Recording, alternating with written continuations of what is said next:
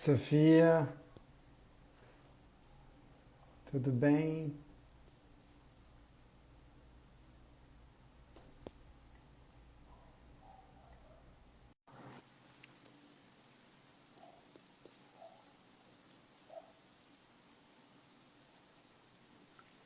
Oi, Olá, Sofia, tudo bom? tudo bem, doutor Guilherme? Joia. Brigadíssimo aí novamente por essa oportunidade de a gente estar conversando. Eu sei que você é ocupado, eu sei que você tem é, outros compromissos também, mas eu acho que era um ponto importantíssimo que a gente tinha que tocar, que a gente tinha que conversar, porque dieta para quem tem lipedema é uma pergunta bem interessante. A maioria das pessoas nem sabe o que é lipedema e a gente precisa deixar isso claro para as pessoas. Primeiro, o que que é, porque é uma das procuras de consultório mais comuns hoje em consultório de angiologia e cirurgia vascular. As pessoas acham que qualquer dor nas pernas são causadas por varizes. E a síndrome das pernas dolorosas, na maioria das vezes, é a dor da gordura ou dor da síndrome da gordura dolorosa. E é uma doença inflamatória que tem uma característica alimentar, que tem um cuidado alimentar como fundamento, ou seja, como base fundamental daquilo. Então a gente tem que explicar isso para as pessoas, mostrar para as pessoas o que, que é o lipedema e como que a gente pode ajudá-las para que não fique com aquele entendimento pobre de que qualquer dor nas pernas é por problema de varizes e que alimentação, dieta é tudo igual, é só restringir a alimentação, é só comer um pouquinho de cada vez ou não comer gordura, que gordura engorda. Então, assim, são coisas fundamentais para a gente poder esclarecer hoje. E eu agradeço muito a sua presença, a sua disponibilidade. Você que é uma profissional que já trabalha nessa área, a mesma linha de raciocínio que eu sigo, que é a linha baseada em ciência, que é em estudos científicos com comprovação, com experimento, que mostraram que funcionam ao longo de milhares de pessoas em todo o mundo. Eu também sigo muito essa regra e eu acredito que é isso que faz o diferencial na vida das pessoas. Então, Sofia, brigadíssimo de novo. Queria que você se apresentasse, que você falasse um pouquinho sobre o seu trabalho, e aí eu vou fazer uma chamada e vou explicar o que é o lipedema. Ótimo. Eu que agradeço, né? É sempre um prazer estar aqui falando sobre comida de verdade, sobre nutrição, né? Sobre dieta low carb. Então, eu fico muito feliz de estar aqui mais uma vez esclarecendo, porque realmente existem muitas dúvidas, né? Existem muitos mitos na nutrição tradicional, mas também existem muitos mitos relacionados à dieta low carb, à alimentação baixa em carboidrato, a uma alimentação baseada em comida de verdade, né? E a gente vê que para doenças crônicas em geral, né, Sim, para hipertensão, para diabetes, para esteatose hepática e também para linfedema, né, tudo que tem um cunho de inflamação por trás, uma alimentação baseada em gorduras boas, né, e baixa em farinha, baixa em açúcar, vai ser benéfica, né? Tem alguns exatamente. alimentos mais antioxidantes e aí eles vão favorecer melhor o controle dessa inflamação, né, que é fundamental em qualquer tipo de doença e principalmente pensando no envelhecimento saudável. Né? Então é um Perfeito. prazer estar aqui. Agradeço enormemente pelo convite e espero que eu consiga contribuir aí, esclarecendo essa parte nutricional, tá bom? Perfeito, perfeito. Então, eu acho que você até já entrou bem na questão. É uma dieta anti-inflamatória. É uma Sim, dieta baseada em alimentos de verdade, não processados, não manufaturados, não manipulados, que levam à inflamação crônica no organismo. O lipedema, que é o tópico importante, é importante a gente chamar a atenção, porque um terço das pessoas que me procuram em consultório, às vezes com diagnóstico de varizes, às vezes com exame com alteração de varizes, a principal causa da dor não é a dor circulatória, é uma inflamação. É uma síndrome da gordura inflamatória. Então é comum aquela pessoa que tem as perninhas gordinhas, que sempre teve. Perninha que tem culote, que tem coxa, que tem perninha do joelho para baixo. Mas o pé não é gordinho. A barriga não tem. O braço é magrinho. Então aquela pessoa magrinha, toda magrinha, mas com perna gordinha e dolorosa, a síndrome mais comum que a gente chama de lipedema. E nós precisamos chamar atenção porque ela é subdiagnosticada. A maioria das pessoas tem e nem sabe que tem. E existem graus variáveis. E a confusão com a obesidade é tamanha. As pessoas acham que, olha, não, isso aí é obesidade, é porque você está gordinha. Não é. Existe uma predisposição genética ao acúmulo de gordura no culote, no bumbum, na coxa e na perna. Mas por que que não tem no pé? Por que que não tem no braço? Por que que não tem na barriga? Por que que não tem no tronco? Ah, doutor, eu sempre fui assim. Nasci desse jeito. Nasci com a perninha gordinha, sempre de perna grossa. Achei que era de família. Na verdade, existe uma inflamação e a gente tem que cuidar, porque a doença é genética mesmo. A gente tem alguns dados importantes. A gente sabe que 40% das pessoas que têm lipedema têm varizes associadas. A gente sabe também que o tratamento, a base do tratamento, não é uma dieta restritiva, pesada, com super... Nós vamos tirar todas as calorias. Os estudos já mostraram que essas pessoas não se beneficiaram de tratamentos extremamente radicais. Por exemplo, a gastrectomia, a cirurgia bariátrica. Pessoas com lipedema que fizeram cirurgias bariátricas, elas emagreceram o corpo inteiro, mas a perninha continuou gordinha ou inflamada. Talvez o melhor seja dizer que ela continuou inflamada. Então, a grande verdade é que uma coisa que precisa ser entendida, às vezes o gatilho dessa inflamação é o carboidrato, é o alimento ultraprocessado de forma incorreta. Não estou falando do carboidrato bom. A gente não pode botar tudo numa balança. Existem bons carboidratos. Qual o problema de consumir carboidrato? Nós estamos numa questão hoje da moda do low carb. Low carb é excelente, mas tem suas indicações. Sou um fã da low carb, mas a gente tem que entender as particularidades. E também não é para fazer dieta. Eu tenho pacientes com lipedema, se chegar, doutor, já comecei a cetogênica com jejum intermitente. Falo, pode parar. Não é por aí. Calma, vamos fazer um estilo de vida saudável. Low carb é um dos mecanismos. Então, eu gostaria de deixar bem claro para quem está aqui agora, para essas 12 pessoas que estão ao vivo, que nós estamos vivendo uma pandemia sim, mas a pandemia de obesidade, não é do coronavírus. Tem muito mais pessoas obesas no mundo agora. A gente tem uma estimativa que, em média, fora o sedentarismo, que acomete quase 70% da população, o mal do século é a obesidade. E a maioria das vezes o erro é alimentar. São pessoas que vêm se alimentando mal desde a infância, desde a primeira infância. E ou a gente para e vai cuidar, vai corrigir esses erros alimentares, ou essa é uma pandemia que nunca vai ter vacina. Né? E uma estratégia é comida de verdade. Low carb é só um exemplo disso, né? Mas é uma estratégia de comer comidas que existem no açougue, que existem no sacolão. Em vez de ficar desembalando, vão tentar descascar mais. É uma coisa assim bem básica.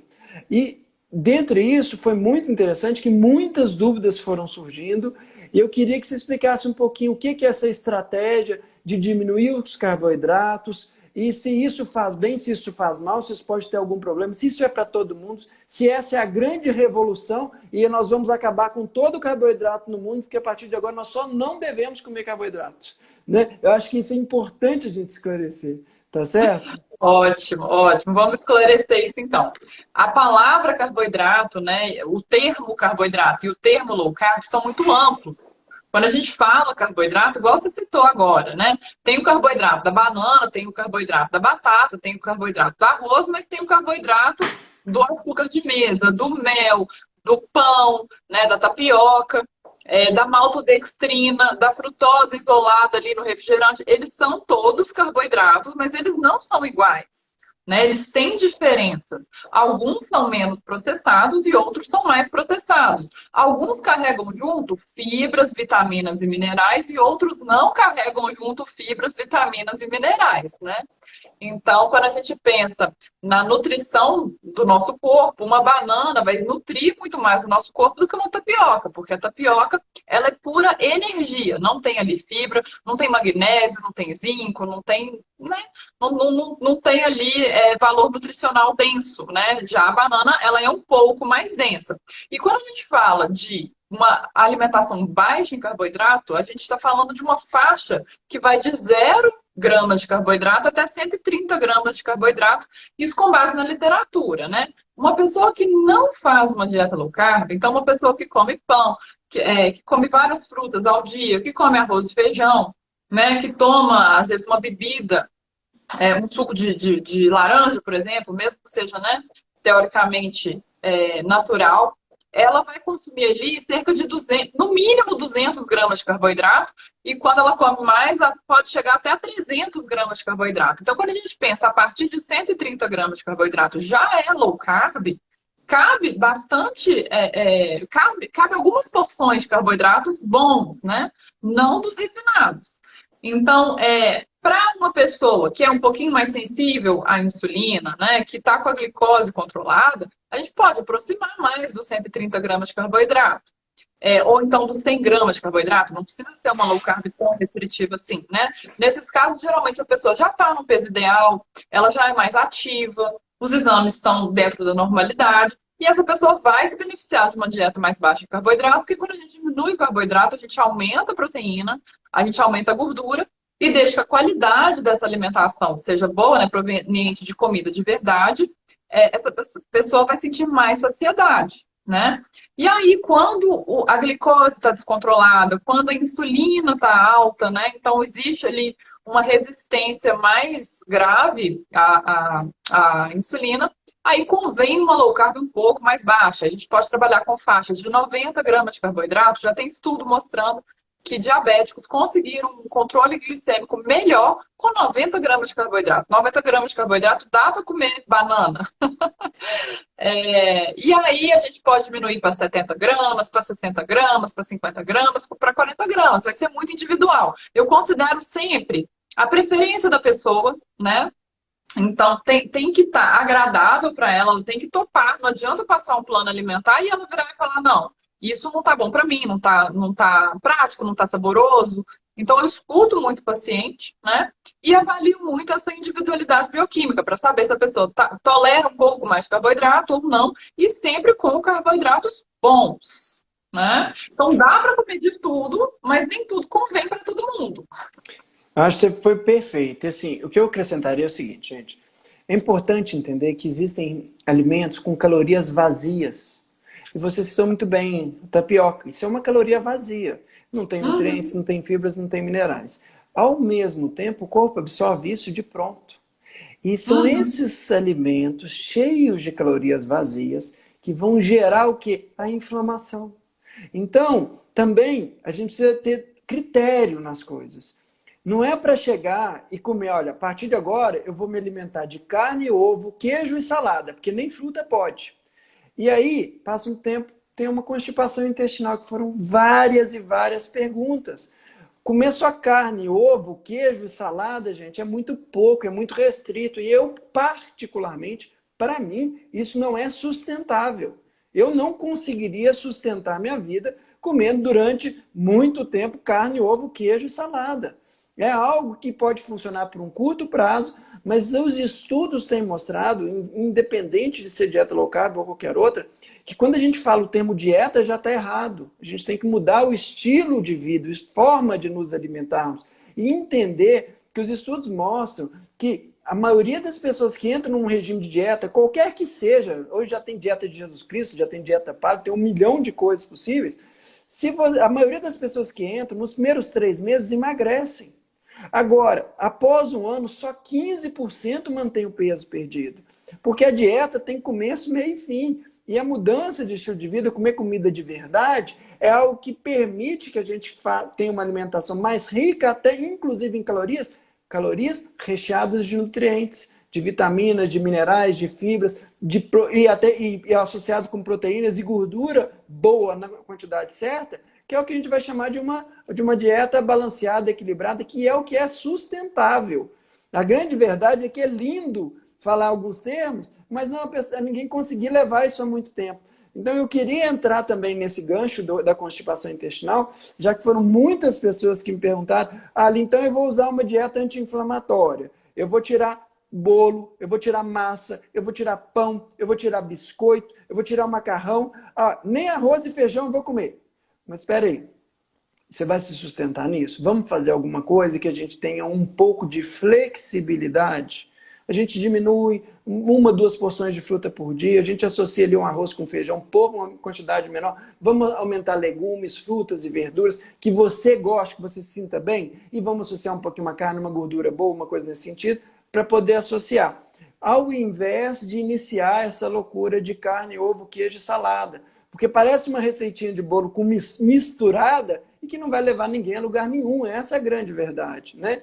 E a constipação intestinal, eu queria entrar numa pergunta muito comum. Eu queria que você explicasse a constipação intestinal no low carb. Eu queria que você desse dicas e sugestões, se possíveis, de como cuidar dessas questões em fases iniciais, em fases tardias, em fases aumentadas. Eu vejo muitas pessoas falando, olha, e é uma pergunta que a gente até compartilhou, né? Eu tenho fezes em bolinhas, eu tenho fezes duras, eu tenho fezes ressecadas, é um martírio para mim no banheiro.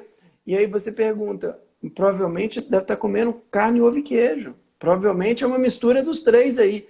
Mas e entender uma coisa que eu queria entrar. Ao contrário do que a maioria das pessoas pensa, as fezes não são formadas em sua maioria por resto de alimentos. As fezes são formadas em sua maioria por água. Então, beber bastante água, hidratar-se bem é fundamental. Não adianta pensar, e antes tinha um pensamento errado, que quanto mais fibra, melhor. Se a dieta, se as fezes estão duras, é porque está faltando fibra. E aí se entupia de fibra e piorava a constipação.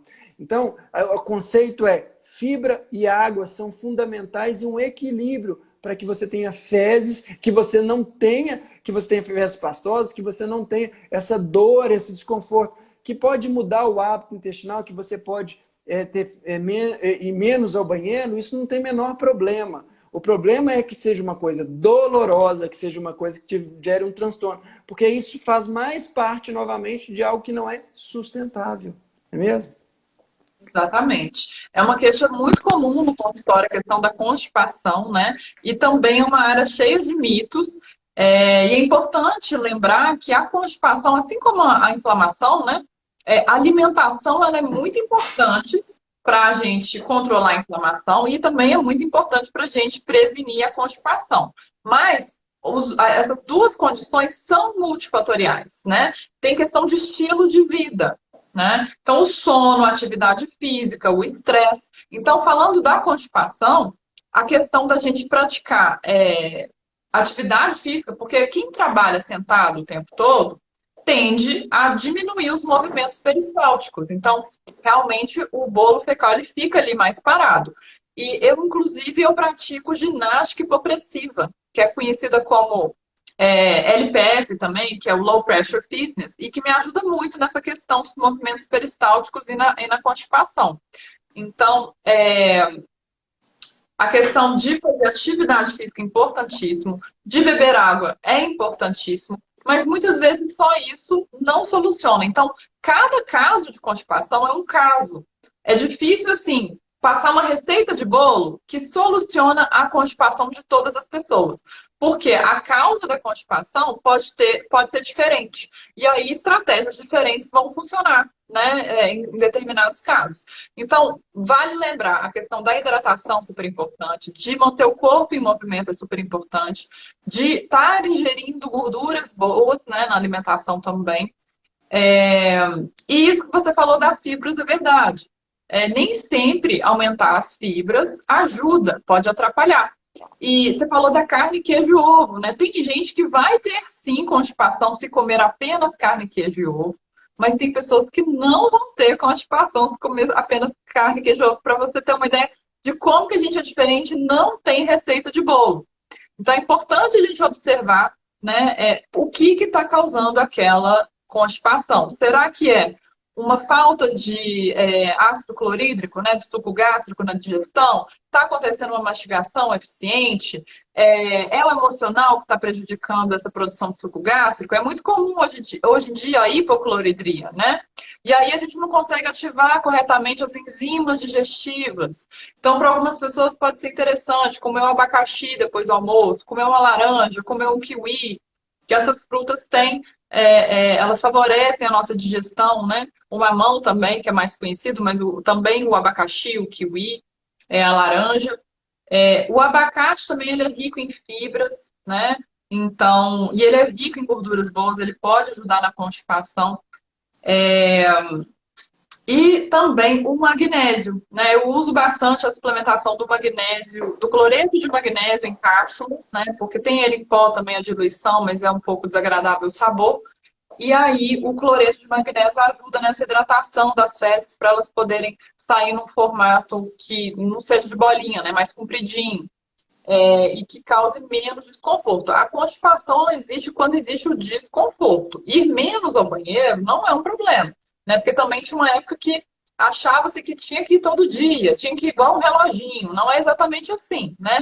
Desde que não tenha desconforto, não tem problema. Então, gosto muito do cloreto de magnésio e gosto muito também do própolis. Então, são suplementos econômicos, né? Não é um custo muito elevado e pode fazer muita diferença na maioria dos casos. Né? Mas tem que investigar se for a questão do ácido clorídrico, né? Se for questão enzimática. O zinco também é muito interessante para a digestão. Então tem que sempre entender o que está causando aquela constipação para poder ter uma intervenção mais eficiente. Perfeito. O que eu acrescentaria nisso, e você vê o tanto que a gente aprende, né? Você vê que mesmo pessoas com alimentações mais restritas, só ovo, queijo e carne, conseguem ter uma evacuação eficiente ou pelo menos não dolorosa. Mas o que eu deixo, a mensagem é o seguinte, gente. Quando se há uma mudança drástica de alimentação, vai mudar o padrão das suas fezes. Isso aí é esperado. Existe uma adaptação e que vai acontecer naturalmente. Às vezes demora mais, outros momentos demoram menos, para outras pessoas demora menos. Para outras pessoas acontece até o contrário. Para outras pessoas acontece a liberação, ou seja, ele começa a evacuar mais vezes o banheiro. Então, é uma situação que a gente tem que parar e pensar. Eu acrescentaria a questão do probiótico, e que em alguns casos a gente tem que sempre pensar, e hoje os estudos são fantásticos em cima disso, falando que o intestino seria o nosso segundo cérebro. O intestino, gente, é um órgão fantástico, e principalmente na nossa defesa orgânica, na maturação aí dos nossos defensores aí orgânicos. Então, a gente sabe claramente, e você disse muito bem, quando a cabeça não está boa, o intestino não funciona. Ficar o dia inteiro sentado, um dia inteiro em pé, parado na mesma posição, é péssimo para o intestino. O exercício físico é excelente. Movimentos de pressão, abdominal que seja, ou momentos hipopressivos, tudo isso é interessante. Eu citaria a questão da hidratação como fundamental. E para quem quer ter pés mais pastosos, gente, primeira coisa, veja se a sua alimentação é uma alimentação que tem umidade, que tem água associada.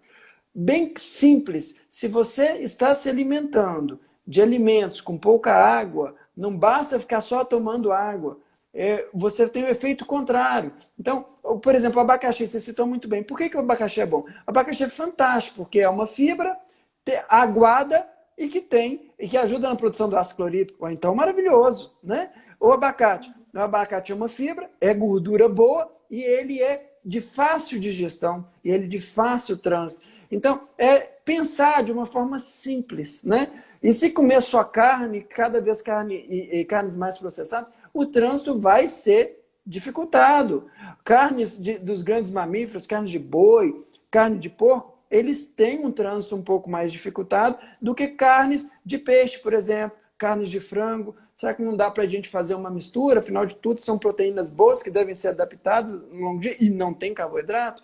Então, é algo que a gente tem que pensar, tem que associar. Eu citaria a desidratação. As pessoas bebem pouca água, deveriam beber mais água. Eu acho que é um ponto importante que a gente tem que levar em conta. E isso tudo para fazer um gancho, gente, um paralelo com o lipedema, com os problemas circulatórios. Porque o lipedema, o acúmulo de gordura, nada mais é do que fluxo e resultado de uma dieta inflamatória.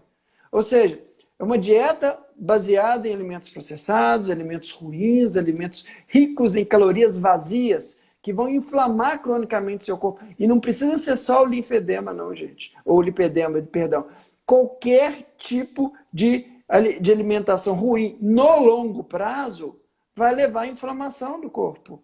E aí nós vamos falar de inflamações gerais, inflamações intraarteriais, placas arteriais, aterosclerose e várias outras questões. Então, entender o cuidado alimentar com comida de verdade. Eu acho que você deve ter isso na sua prática. Às vezes, não é nem prescrever a dieta, mas corrigir os maus hábitos, né? O refrigerante, que é comum, os sorvetes muito processados, esse tipo de coisa ainda é muito comum. Muitas pessoas já sabem, mas ainda tem como incorporados aí na sua vida o chocolate, né? Como que você vivencia isso das pessoas estarem se inflamando todo dia? E como lidar com isso também, né? Tem muito uso de adoçantes, né? Aí muitos adoçantes vão ter o sódio, né? Muita gente não sabe, então tá tomando uma medicação para hipertensão, mas usa, né, abusivamente dos adoçantes. Então, Sim. os refrigerantes também vão ter ali o corante caramelo. Então, tudo que é ultraprocessado sempre vai ter algo sintético que vai favorecer essa inflamação, né? Então, desembalar menos, né? Descascar mais é o caminho para a gente desinflamar. E a gordura boa, né? O ômega 3 ele tem um poder anti-inflamatório muito bom, então eu costumo passar para quase todos os pacientes o ômega 3, né? Pela alimentação a gente conseguiria na sardinha, né? E aproveitando e falando bem mais sobre alimentos que poderiam ajudar quem tem o lipedema, né? Então, o gengibre, a cúrcuma, né? Os dois são muito antioxidantes, anti-inflamatórios. O ômega 3, né? Presente nos peixes principalmente, né? O abacaxi, além dele ter as fibras, além dele ter a água, além dele ter a bromelina, que ajuda na digestão, ele também ajuda na dor. Tanto o gengibre quanto o abacaxi, eles têm propriedade analgésica. Então, é bem interessante para quem tem quadro de lipedema. A beterraba também, ela tem o óxido nítrico, né? Que ajuda a aumentar a circulação. Então, a beterraba, ela pode ser incluída, né? Tem gente que acha que a beterraba não entra na low carb, que cenoura não entra na low carb, mas entra sim. Porque ninguém come 600 gramas de beterraba, né?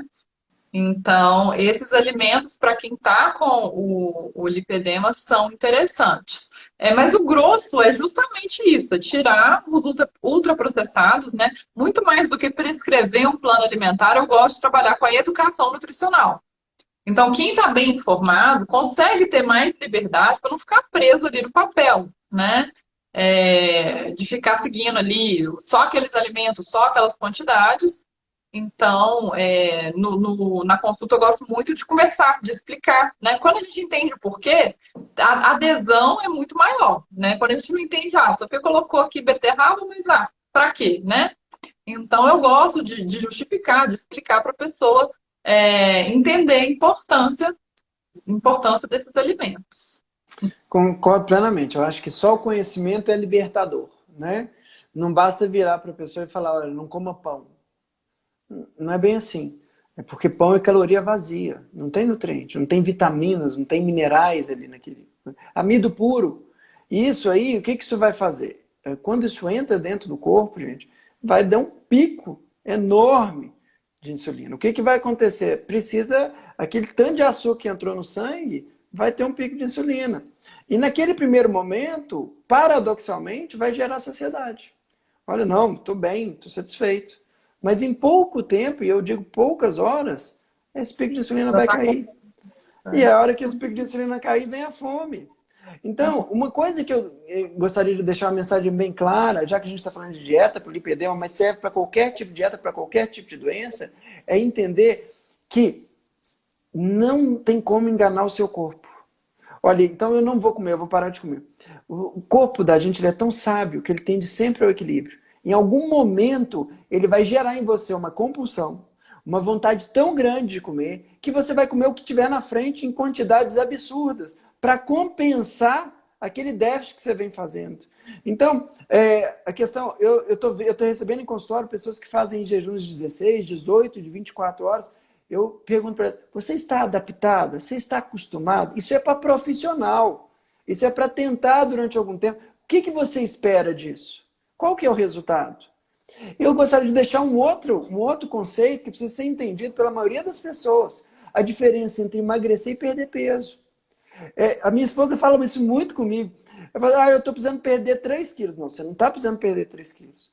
A verdade é que todo mundo quer perder 2, 3 quilos. Só que a grande verdade é o seguinte, todo mundo quer emagrecer. Emagrecer, gente, é perder gordura e manter a massa magra, pelo menos. O ideal é perder gordura e formar massa magra. Eu perdi, saiu daqui 3 quilos de gordura e entrou 3 quilos de músculo. Isso seria lindo, maravilhoso. Só que tem só um porém. Isso é muito difícil.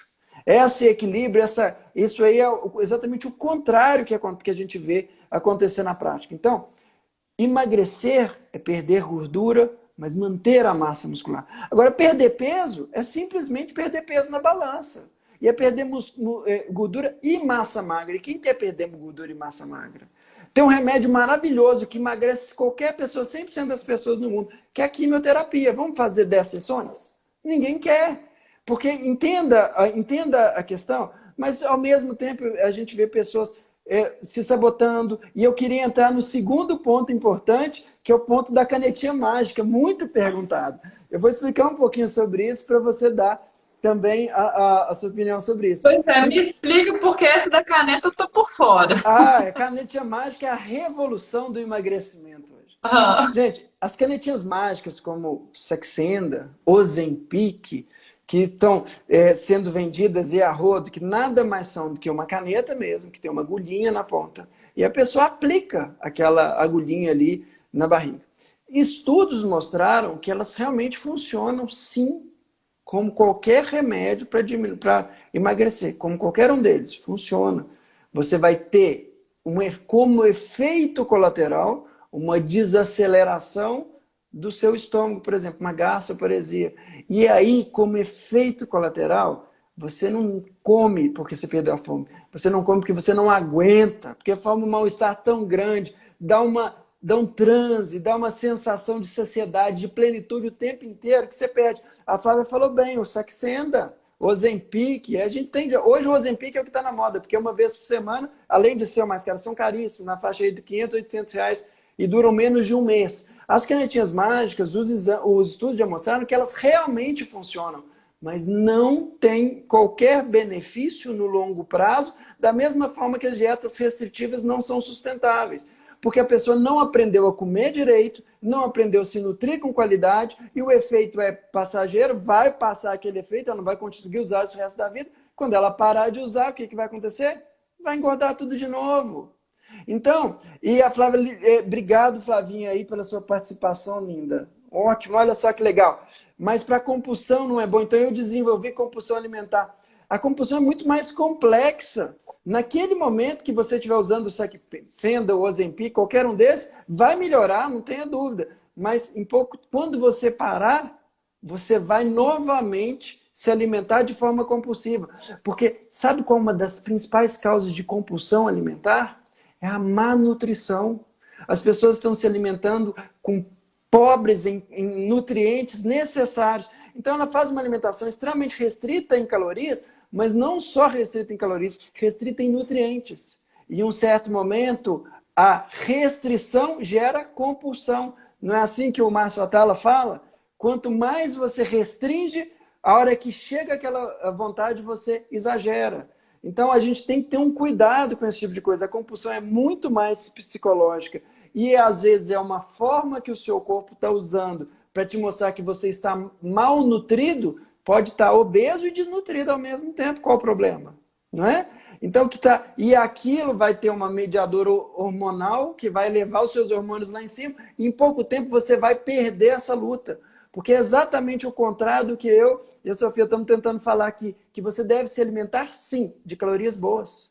Que você deve se alimentar, sim, de alimentos densamente nutricionais, que sejam ricos em nutrientes e que você não precise alimentar de muitos desses alimentos para se sentir saciável por muito tempo. Eu vou dar um exemplo, as vísceras. Fígado, por exemplo, é um alimento extremamente denso nutricionalmente. Eu adoro, tem gente que não gosta. Mas um fígado acebolado ele vai te manter uma saciedade por muito tempo, além de suprir de vários tipos de vitaminas, minerais e proteínas, num pedaço pequeno. Então, o segredo é se alimentar, se nutrir bem de alimentos ricamente energéticos, com calorias boas e não com calorias vazias. É verdade? É verdade. Eu costumo falar assim, tudo que a gente para de fazer, para de funcionar.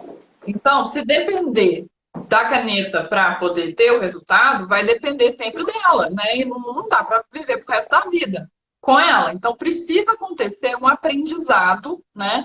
Precisa acontecer uma adoção de hábitos diferentes para a vida para manter aquele resultado, né?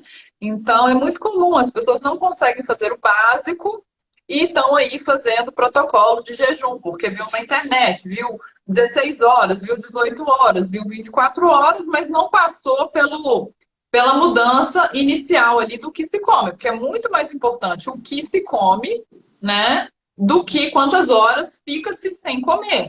O emagrecimento duradouro, ele é consequência de um corpo saudável, de um corpo bem nutrido.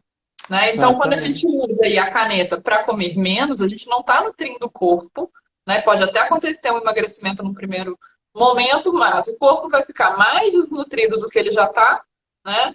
E aí fica muito mais fácil reganhar os quilos perdidos, né? Não resolve o problema. A gente precisa ir na raiz do problema. É Perfeito. igual quando tá enfim, algum sintoma e aí usa o remédio para o sintoma, sem investigar a causa. Né? Então, quando acontece a questão da compulsão, usar o Saxenda, como uma das participantes comentou aí, né? Se não poderia ser uma boa opção, não está indo na causa da compulsão. Por que está tendo essa compulsão? Será que está tendo uma ingestão calórica muito baixa? Será que está tendo uma alimentação pouco nutritiva? Será que é aspectos emocionais, né? Porque a compulsão ela é um transtorno alimentar e o melhor profissional para dar apoio para alguém que tem essa condição é o psicólogo, né? Então Sim. precisa ir na causa. É claro que pontualmente, inclusive pode ser necessário medicações, né? Psiquiátricas, enfim, mas com a avaliação de um bom profissional, não é, né? À torto e à direito.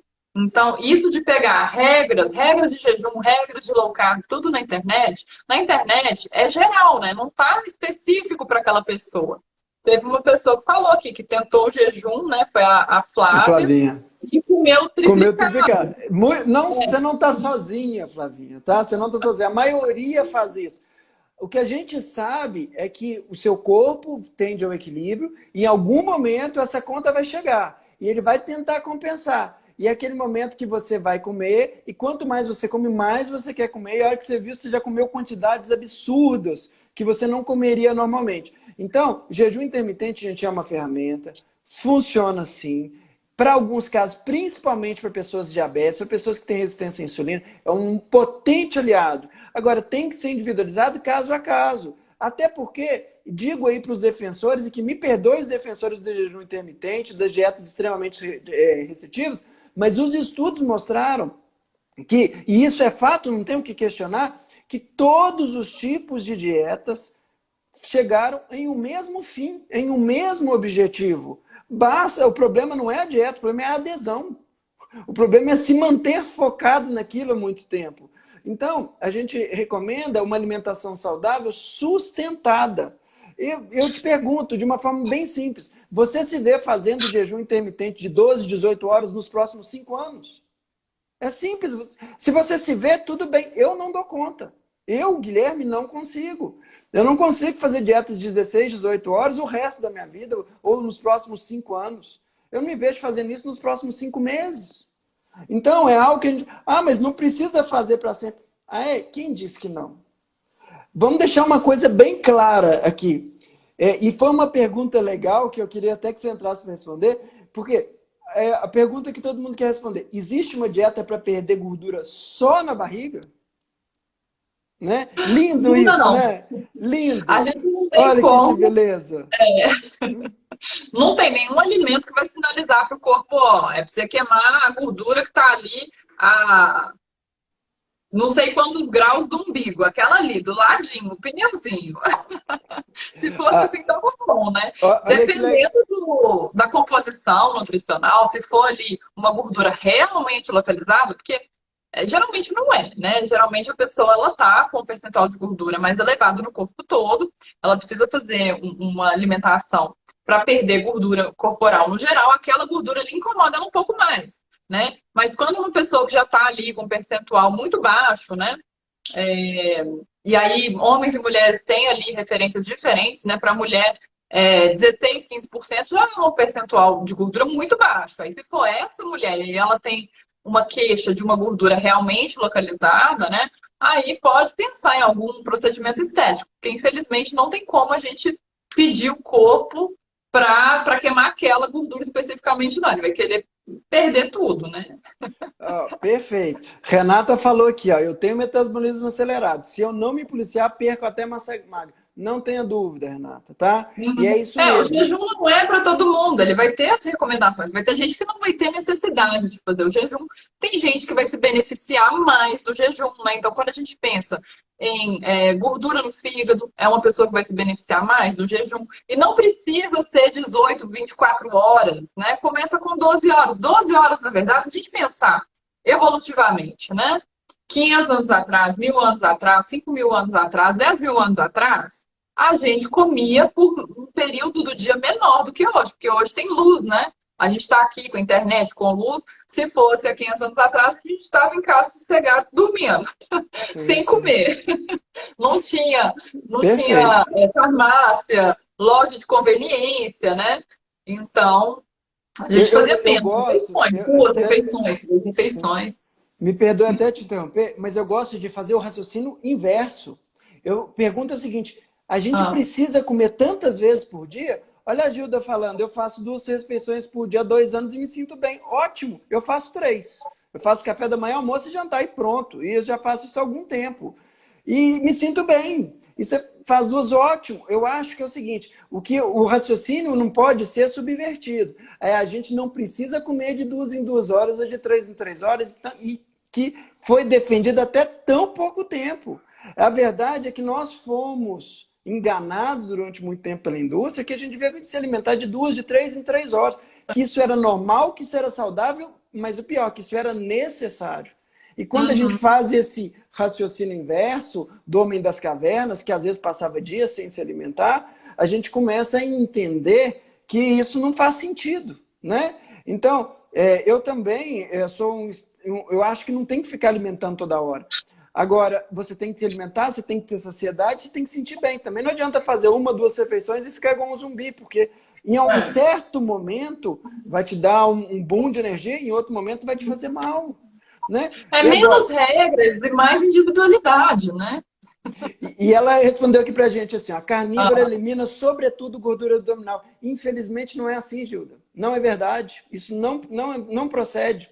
A gordura, quem regula a quebra dos estoques de gordura do seu corpo é o seu próprio corpo. E vou te falar mais: para perder gordura abdominal, que é às vezes onde ele guarda como um santuário, você já perdeu gordura no corpo inteiro. Então não tenha dúvidas, ficar apenas se alimentando de carne, que você vai perder a gordura da barriga e vai manter, por exemplo, o bracinho gordinho, a perninha gordinha. Isso não procede. E te digo mais: dependendo da quantidade de carne que você comer, que já é rica em gordura e do tipo de carne, corre o risco de você engordar. Relatos de pessoas que engordam fazendo cetogênico ou carnívoro são vários. Não são poucas, não. Né? inclusive, crianças com epilepsia refratária fazem a cetogênica e estão em Sim, fase de crescimento, né? sim. Então, é uma dieta adequada para isso.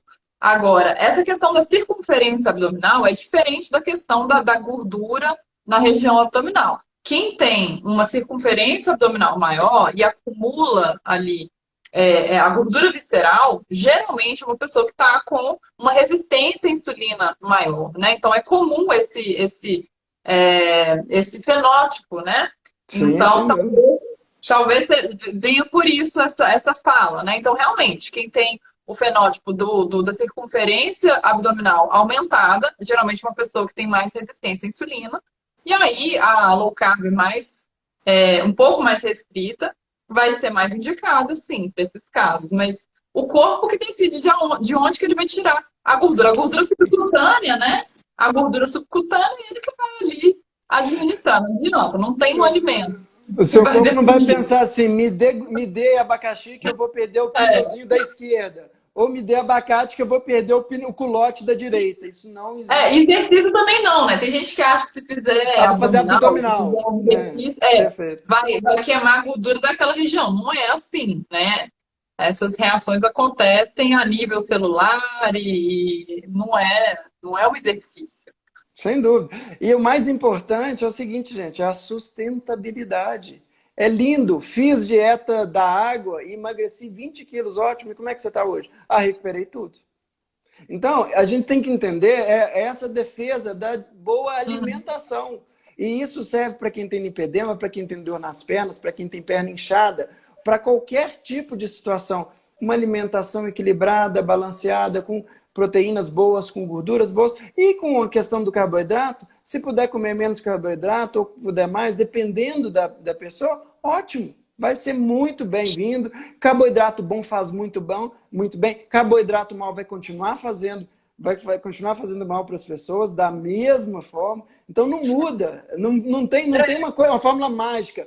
Aí eu queria entrar naquelas pessoas que a gente vê nas televisões, nos filmes, com aqueles abdômenes super trincados, super sarados.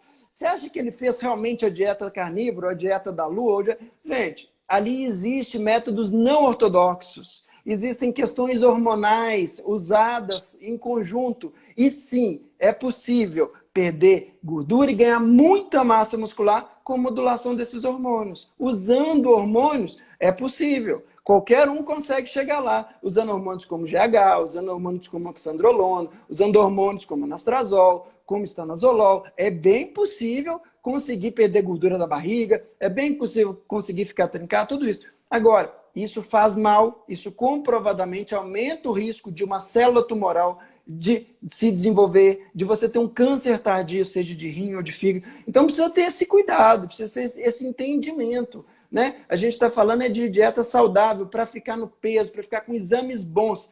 Se ainda não é a dieta que vai te deixar com o corpo dos sonhos para ficar no biquíni, o que eu posso dizer é que a idade pesa, é que a genética pesa, que o estilo de vida, exercício é fundamental e que essas pessoas que têm esse corpo, às vezes invejado aí, vivem estilos de restrição alimentar muito pesados. Eles têm uma Existe uma restrição disciplina, enorme. né?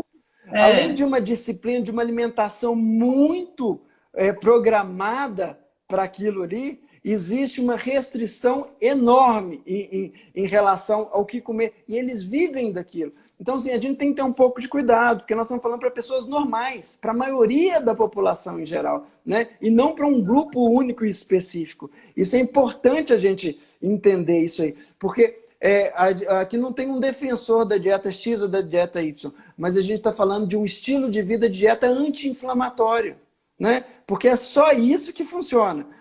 E principalmente é só isso que persiste no longo prazo, é. né? E o bom é o seguinte, quando a gente oferece a informação de boa qualidade, cabe à pessoa que está recebendo a informação decidir, né? Não é uma questão de imposição, é uma questão de mostrar a melhor evidência e aí a pessoa decide. Então, assim, o bom da low carb, o bom do cetogênico, o bom do jejum é que abriu mais opções, mais leques. Então, se a pessoa não adaptou com a abordagem X, ela tem a Y, a Z, a W, enfim, né? Tem mais opções, isso é ótimo, né? Mas um padrão que vai todo mundo vai conseguir aderir ao padrão tal. Isso aí não vai acontecer. Nós somos tão diferentes, né? Então, eu vejo dessa forma. Claro. Também penso assim, não existe uma dieta receita de bolo que emagrece todo mundo, né? Isso, infelizmente, gente, às vezes a pessoa, como eu disse, a maioria das dietas emagrece. Mas por quanto tempo? Exato. Elas são Eu sempre falo sustentáveis? assim, Vai continuar toda magro dieta, depois? toda dieta não. A maioria das dietas, ela funciona, né? Algumas são mais saudáveis, outras são menos saudáveis, né? Mas o emagrecimento, em geral, costuma acontecer.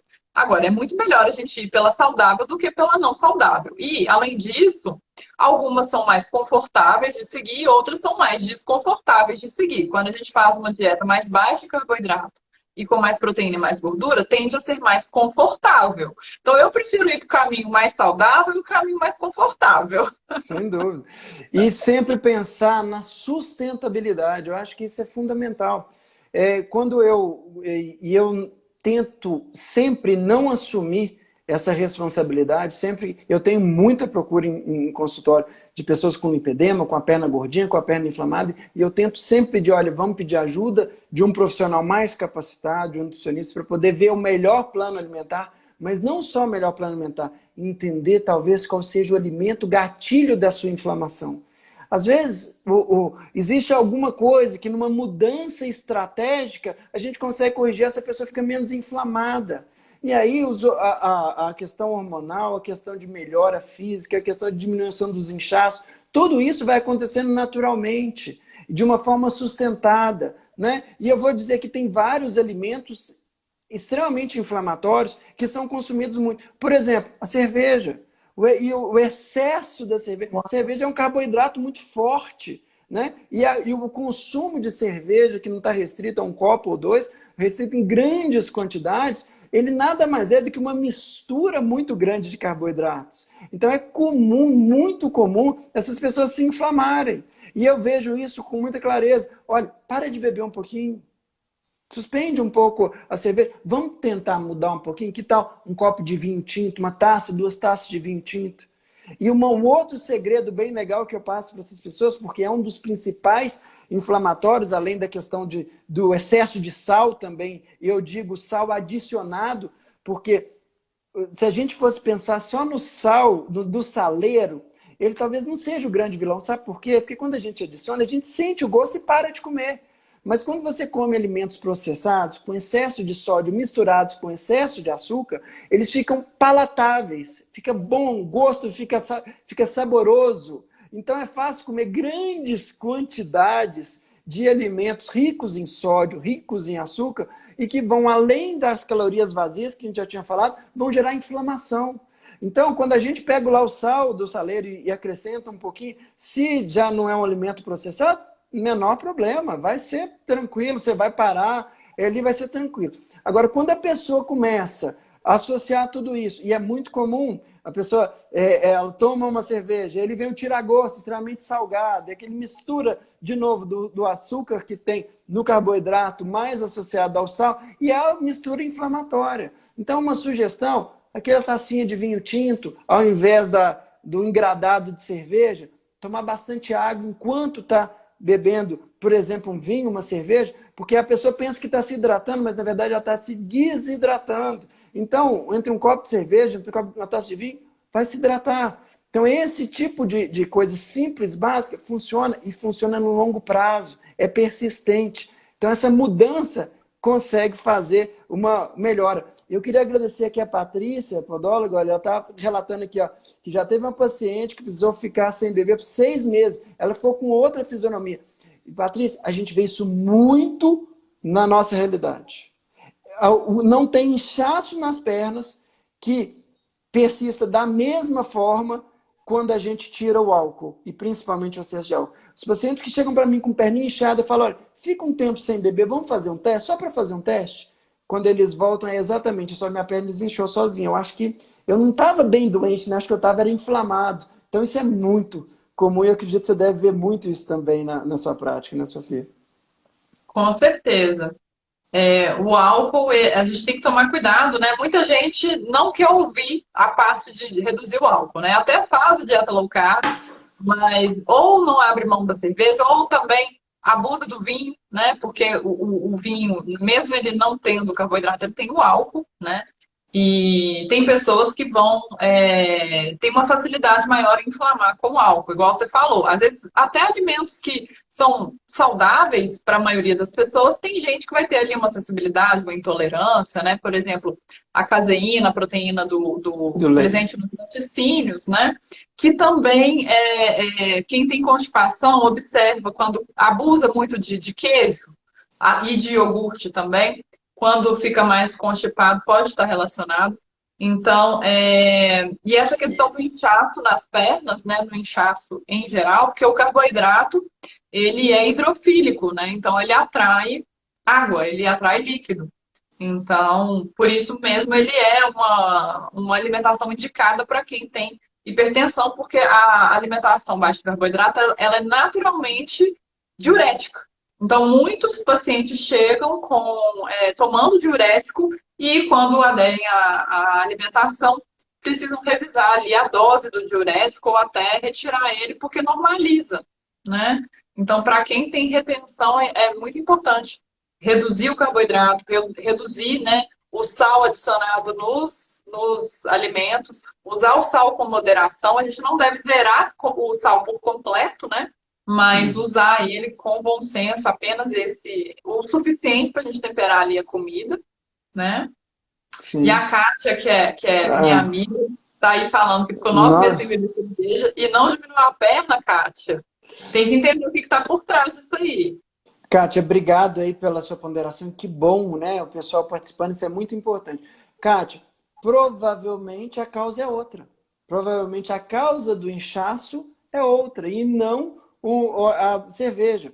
Agora, te garanto que mesmo que tendo parado de beber cerveja por 9 meses e não ter diminuído sua perna, eu te garanto que fez muitos outros benefícios para a sua saúde.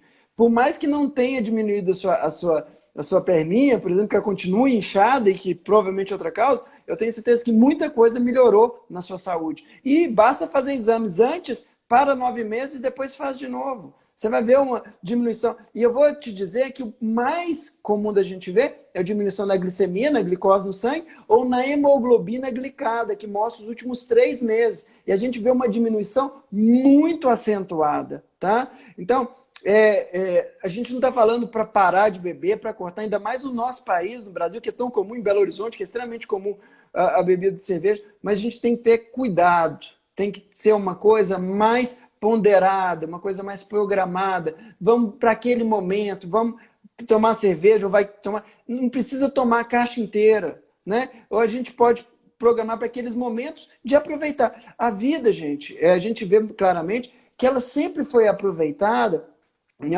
as maiores festas foram regadas à comida. Ninguém olha, eu conquistei uma coisa, eu ganhei alguma coisa, agora eu vou correr uma maratona para comemorar. Não. As grandes comemorações da vida sempre foram regadas à comida. E comer é uma arte, é um prazer. A gente não precisa parar com tudo na vida que gosta, que sente prazer. A gente simplesmente está tentando ordenar que seja uma coisa que não traga problemas para você. E ninguém é 100% e consegue, olha, nunca mais eu vou tomar cerveja. Não. Uma vez, 2 vezes por semana. Ninguém não precisa ser 100%, ninguém consegue isso. Quem sabe se da sua dieta você não conseguir fazer 80% dela bem feita e aceitar esses, vamos dizer assim, esses desvios em 20% das suas dietas. Eu faço 3 dietas, então em 7 dias, 3 alimentações, em 7 dias nós estamos falando de 21. Se eu comer 3, 4 alimentações que não sejam tão programadas, dificilmente eu vou ter um problema mais sério de colesterol, de triglicéridos, de glicose, um problema mais sério nesse sentido, né, de alterações laboratoriais. Então, ter também critério e saber o momento, né, de parar, porque a compulsão realmente é um problema. Né? A gente tem que pensar nisso aí e agradecer a Flavinha que deu seu testemunho aqui. Né? E olha aqui, da Severo.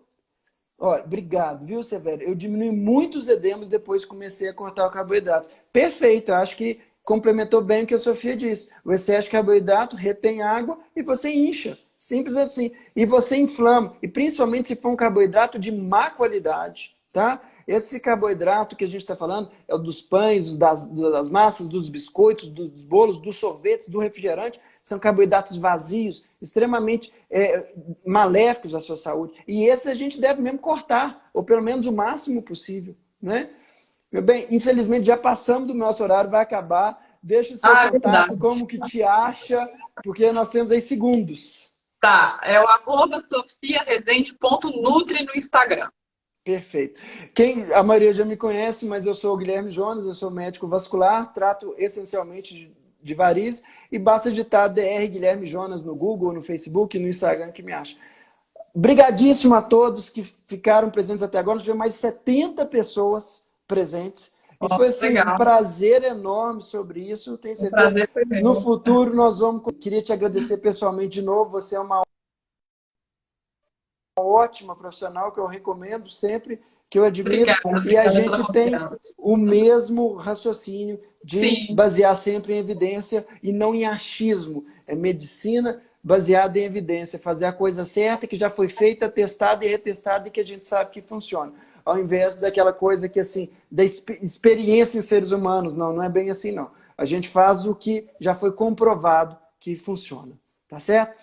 Grande abraço para você, boa noite e boa noite a todos também. obrigada. Boa Tchauzinho. noite. Tchau, tchau.